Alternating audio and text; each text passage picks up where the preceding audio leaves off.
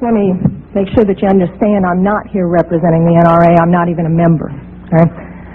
Secondly, I'd like to say that in your opening statements, you commented specifically on my testimony, saying that basically it had nothing to do with this issue.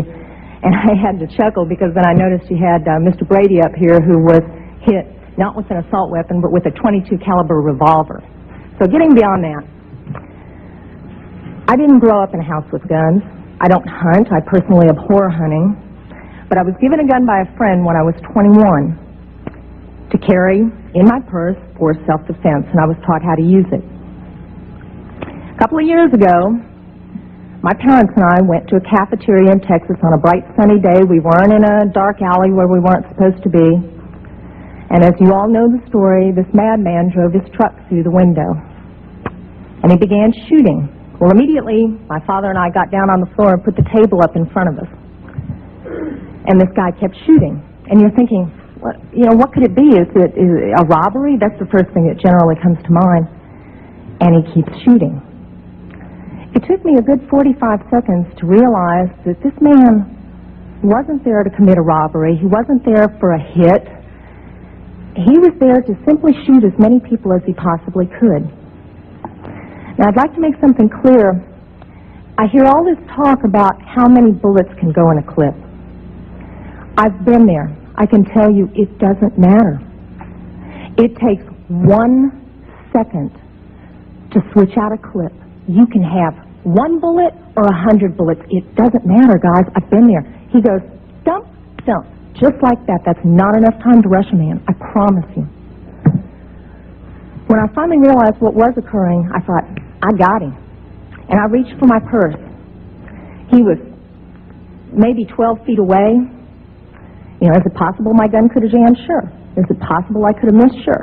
But I can tell you I've hit much smaller targets at much greater distances. But then I realized that a couple of months earlier I had made the stupidest decision of my life. I took my gun out of my purse and left it in my car. Because as you well know, in the state of Texas, it's sometimes a felony offense to carry a gun in your purse. I can tell you that I'm not mad at the guy that did this. As he continued, it was obvious that he was a madman.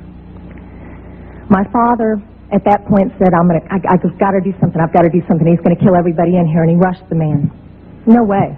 This guy turned, shot him in the chest. He went down, was obviously mortally wounded.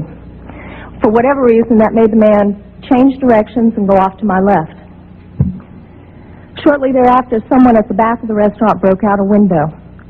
When I saw what looked like an opportunity to escape, I turned around and I grabbed my mother by the shirt and I said, come on, we've got to run, we've got to get out of here. And then my feet grew wings and I was out the back window. As soon as I got out, I realized that my mother had not followed me out. And as I learned from the police officers, she had crawled over to where my father was and cradled him until the guy got back around her, put the gun to her head. She looked up at him, put her head down, and he pulled the trigger. My parents had just had their 47th wedding anniversary. She wasn't going anywhere. As I mentioned, I'm not really mad at the guy that did this, and I'm certainly not mad at the guns that did this.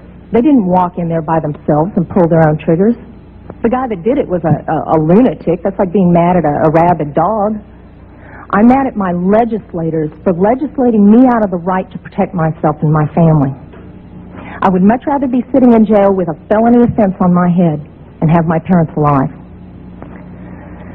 As far as these so-called assault weapons, you say that they don't have any defense use. You tell that to the guy that I saw on a videotape of the LA riots, standing up on his rooftop, protecting his property and his life from an entire mob with one of these so-called assault weapons. Tell me that he didn't have a legitimate self-defense use. Just one final statement. I've been sitting here getting more and more fed up with all of this talk about these pieces of machinery having no legitimate sporting purpose, no legitimate hunting purpose, People, that is not the point of the Second Amendment. The Second Amendment is not about duck hunting.